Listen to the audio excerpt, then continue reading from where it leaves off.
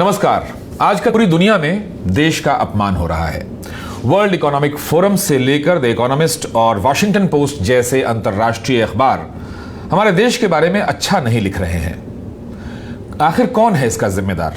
आखिर पिछले 6 साल में ऐसा क्या हो गया कि पूरी दुनिया जो हमारे देश को इकोनॉमिक पावर हाउस कहती थी, अब वही लोग हमारे देश को अपमानित कर रहे हैं। कौन है इसका जिम्मेदार? क्या खुद भारत की सरकार की नीतियां, या सरकार को चलाने वाली सबसे बड़ी पार्टी? देखिए द इकोनॉमिस्ट के कुछ कवर पेज। यह तस्वीर 2010 की है। इसमें कहा गया है कि कैसे भारत चीन की अर्थव्यवस्था को पीछे छोड़ देगा। यह बात 2010 की है। फिर 2014 में मोदी जी आए, लेकिन उनके आने से पहले, उनके आने की आहट को पाकर द इकोनॉमिस्ट ने कवर पेज पर कहा कि क्या मोदी भारत को बचाएंगे या बर्बाद कर देंगे। याद कीजिए मोदी जी ने क्या कहा था। ये 5-6 साल पहले की बात है। मैं याद दिलाता हूं। उन्होंने कहा था कि भारत को वे विश्व गुरु बनाना चाहते हैं। बड़े बड़े अर्थशास्त्री और व्यापारी आज ये कह रहे हैं कि अर्थव्यवस्था चौपट हो चुकी है।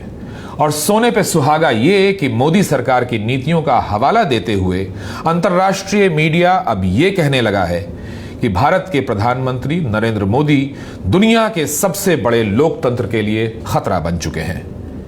ये हम नहीं कह रहे हैं, ये अंतर्राष्ट्रीय मीडिया कह रहा है और अंतर्राष्ट्रीय कॉर्पोरेट वर्ल्ड कह रहा है।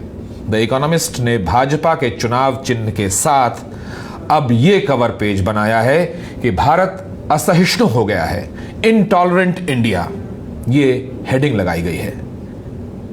अब आप ही बताइए, ये देश का अपमान है कि नहीं? कौन है इसका जिम्मेदार? वर्ल्ड इकोनॉमिक फोरम में जॉर्ज सोरोस ने अपने भाषण में जो कहा वो चौंकाने वाला बयान है। जॉर्ज सोरोस अमेरिका के बहुत बड़े उद्योगपति हैं, व्यापारी हैं और समाज सेवा के लिए काम करने के लिए जाने जाते हैं।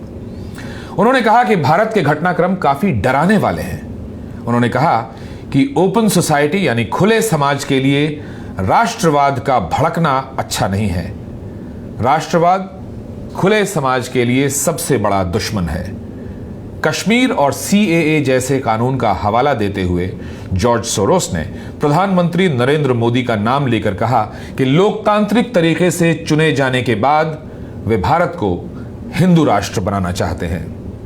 तो कहां तो भारत को विश्वगुरु बनाने का वादा किया गया था और कहां दुनिया भर में देश का नाम बदनाम हो रहा है। इंटरनेशनल मीडिया और इंटरनेशनल कॉर्पोरेट वर्ल्ड भारत के बारे में क्या कह रहा है, ये अफसोसनाक है।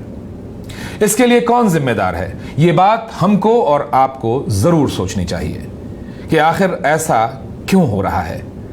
एक सर्वे में भारत को लोकतंत्र के पैमाने पर डाउनग्रेड कर दिया गया। डेमोक्रेसी इंडेक्स में 10 पायदान नीचे कर दिया गया। इसके अलावा एक समय भारत को इकोनॉमिक पावर हाउस कहा जा रहा था और अब IMF अब यह कह रहा है कि दुनिया में आर्थिक मंदी के लिए 80% भारत जिम्मेदार है। The biggest contributor to the revision is India, where growth slowed sharply owing to stress in the non-bank financial sector and weak rural income growth. ये देश का अपमान नहीं है तो और क्या है? कौन है इसका जिम्मेदार? नमस्कार।